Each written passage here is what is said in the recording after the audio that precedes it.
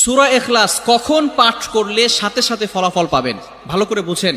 সূরা ইখলাস হচ্ছে পবিত্র কোরআনুল কারীমের ভিতরে ছোট সূরাদের ভিতরে অন্যতম একটি সূরা। তবে ফজিলতের দিক থেকে সূরা ইখলাস হচ্ছে গুরুত্বপূর্ণ ফজিলত, এবং এই সূরাটা এমন একটা সময় আল্লাহ পাক রব্বুল আলামিন নাজিল করে দিয়েছেন যখন আল্লাহ রাসূল সাল্লাল্লাহু আলাইহি ওয়াসাল্লাম দ্বীনের প্রচার করতে লাগলেন। এমন সময় আল্লাহ পাক রব্বুল আলামিন এক আল্লাহর দাওয়াত দিতে লাগলেন। তখন কাফেররা আল্লাহ রাসূল সাল্লাল্লাহু আলাইহি সাল্লামকে কোশ্চেন করলো যে, মুহাম্মদ, তুমি তো এক আল্লাহর দাওয়াত দাও, আমরা তো কোটি কোটি দেবতার পূজা করি, তারা আমাদের সমস্যার সমাধান করতে পারে না। তুমি যে আল্লাহর দাওয়াত দাও সেই আল্লাহ কয়জন এবং সেই আল্লাহর সন্তান আছে কিনা? সাথে সাথে আল্লাহ পাক রব্বুল আলামিন এই কাফেরদের প্রশ্নের উত্তরে আল্লাহ রাসূল সাল্লাল্লাহু আলাইহি সাল্লামের কাছে এই সূরাটি নাজিল করলেন, কুল হুয়াল্লাহু আহাদ আল্লাহুস সামাদ লাম ইয়ালিদ ওয়া লাম ইউলাদ ওয়া লাম ইয়াকুল লাহু কুফুয়ান আহাদ। আল্লাহ পাক রব্বুল আলামিন এক, অদ্বিতীয়, এবং আল্লাহ পাক